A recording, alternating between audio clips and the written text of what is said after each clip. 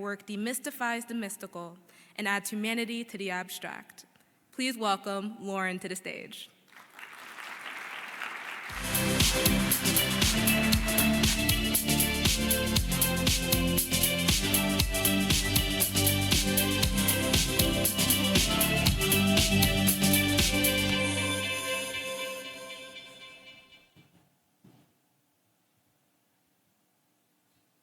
When you take a photograph, you frame something in the camera's viewfinder. You're literally putting it into a box. Religion can also be considered a way of framing things, a framework for making meaning, or even, as some suggest, a Western concept that was created to help classify and study different cultures around the world. So what does it mean to photograph religion, then? On the one hand, photography carries risks of oversimplifying, reinforcing ideas about what religion is, where it belongs, what traditions are good or bad, or familiar or strange. On the other, in my personal experience, it can do the exact opposite. It can add nuance to our understanding of religion and foster connection with, even empathy for, people whose belief systems may seem very far removed from our own. One of those might be Christian serpent handling, or people like Pastor Mac Wolford, who's pictured here, handle venomous snakes as evidence of their faith in God. Photography deepens understanding through layers of visual information. I didn't grow up particularly religious, and I used to hold a lot of assumptions about religion. For one thing, I thought it's something people only did one day per week in a specific house of worship. But I also had a journalism professor that told me once, if your mother says she loves you, check it out.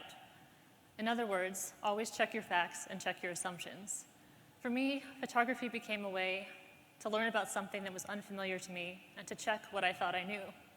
It trained me to look for religion outside of the places I expected to see it. And in doing so, I began to realize how much it captured and distilled meaningful details about it. These brought into focus just how complex the religions around us really are, how they are entangled with culture and everyday life. Not only can religion be found in churches, temples, mosques, and synagogues, it's at truck stops,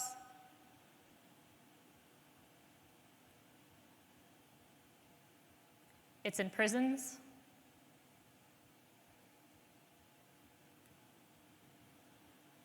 it's in nature,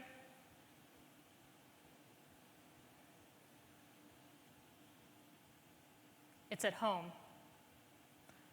Not only is religion worship and ritual, it intersects with military service, honor, and bravery.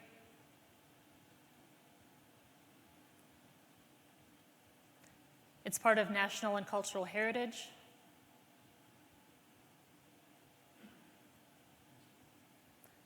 It reflects sexual orientation and gender identity.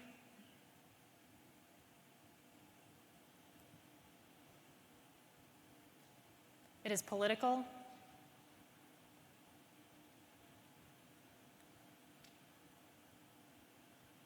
It is social. Photography deepens understanding through relationships. Photographing religion requires interacting with those of different religious backgrounds and spending time in their lives. In the process of doing so, you realize that behind all religions are people with complex lives and circumstances that inform and shape how they believe and practice. In my own work, I tend to visit people many times over the course of several months and years, shadowing them both during their formal rituals and everyday activities. And in doing so, we get closer and build mutual trust. And I've been witness to many personal, intimate moments that have shown me just how their lives intertwine with their beliefs and practices. Hannah is a young Somali woman I met several years ago here in Columbus, and she and her family had immigrated to the US. She was in high school when I met her and interested in learning photography. We became good friends as I taught her what I knew, and we went out and spent time together and photographed. She invited me to photograph her high school graduation, including when she was getting her makeup done, which is what's happening here. Here, she's Muslim. She's also a young woman experiencing the joys, challenges, and possibilities of growing up in the United States. Brother Armand is an Episcopal Benedictine monk at a monastery in western Michigan who invited me to visit the community there, St. Gregory's Abbey, several years ago. Over several visits, I had the privilege of getting to know both him and his father, Mickey, who was Jewish. Mickey had formed a close relationship with the community of monks, and when he passed away in 2020, was actually buried on the monastery grounds. The funeral was led by a rabbi, and his grave was filled in by monks wearing both habits and yarmulkes, including Brother Armand, who's pictured here. This experience really brought home to me just how intertwined religious traditions are in Brother Armand's family, and that monastic life isn't always as insular as we might think it is. I also got to know Pastor Mac Wolford, the serpent handling pastor pictured earlier, over several visits to West Virginia to see him and his family. I wanted to know why serpent handlers would risk their lives for their beliefs as they do. I learned that before becoming a pastor, Mac had struggled with addiction and eventually repented and committed his life to serving God. He also served his family, ministering to them and leading Bible studies in their kitchens. He also lived with chronic pain from a back injury, and sometimes it got so bad that he had to walk around with a cane, which I saw on several occasions. But he told me that when he was in church and touched by God to take up serpents, that all that pain and suffering would go away. Photography deepens understanding through shared experience, or what happens outside of the image itself. In May of 2012, Mac invited me back to West Virginia, along with several others, to an outdoor church revival he was holding. A few minutes into the service, he took out a rattlesnake to handle it, and it bit him on the leg.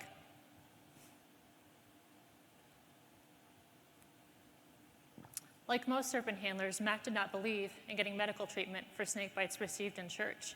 He thought it was up to God to decide whether he lived or died. He'd survived several other snake bites in his life. I continued to photograph, thinking it was my job as a photojournalist to document and tell this story and not to intervene against someone's medical wishes. Mac got a lot sicker, and his family decided to take him home so he could recover. Several of us went along with them.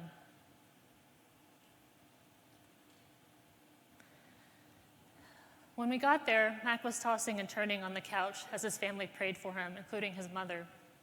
It was so hot that day that his family had taken off his shirt so he'd be more comfortable. They didn't want photos taken of him without his shirt on. But I remember as I stood there, watching him suffer in front of me, I felt increasingly anxious and not sure how to handle what was happening if I couldn't use my camera. Some of the photos I took that evening did end up showing Mac without his shirt on, but I figured that when he got better, I could talk with him about it then. Except he didn't. Later that night, Mac struggled to breathe and collapsed on the floor, and his family called paramedics for him, but it was too late. My memories of that night came back in fragments, but one thing I've always vividly remembered is shivering and shaking as he was dying, and then raising my camera in front of my face and feeling absolutely nothing. It was a shield. It continued to feel like a shield in the days after that, too. I had no idea of how to process what I'd seen, what my purpose was, or even what to do. The only thing that seemed to make sense was that I was a photojournalist whose role it was to report. A lot of misinformation started to circulate about Mac's death. News media pressure started to build, and I began to feel like I had an obligation to explain what I'd seen and witnessed. I made the tragic mistake of publishing several sensitive images of Mac's death, including some of those I'd been asked not to take. This caused his family enormous additional pain, and it sent me into a long spiral of grief, shame, and guilt. What I hadn't understood is just how fundamental modesty is to serpent handling and to Mac's family in particular. By publishing those photographs, I'd exposed his body to thousands of eyes. I also hadn't understood that the camera only creates the illusion of separation. As much as I tried to stay on the other side of the lens, I'd been a very real part of Mac's death and his family's pain, and my camera had put me there. I returned to West Virginia the following year for a memorial service the Wolfords were hosting in Mac's honor and had welcomed me to attend. When I got there, I again apologized for everything that I'd put them through, but they reassured me that it was in the past and that they were focused on honoring Mac's memory. I could have stopped there, but something kept pulling me back to West Virginia, and it was my relationship with the Wolfords. I rebuilt it by changing it. Instead of trying to stay separate from them, as I had in the past, I began participating in their lives, and we became family. Photography for me became a way to chronicle our time spent together and the ways our lives intersected rather than the ways they diverged. There have been moments of pain and discomfort. There have been moments of remembrance.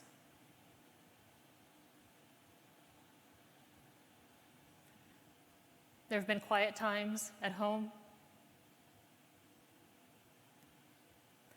And there's been lots of shared music and joy and gradual healing. These photos are a collection of the experiences I've shared with the Wolfords over the years and reflect the love, kindness, and grace they've shown me. They also reflect something fundamental about serpent handling that I'd never understood before, but now can grasp on a deeply personal level, and that is forgiveness and renewal. And they reflect what I've come to know about photography, that as easily as it can be a barrier or shield, it can be a window. That as easily as it puts things into boxes, it can also remove them. That it can blur the line between self and other and create new understanding on shared ground. In other words, that it can create a new relationship between seeing and believing. Thank you.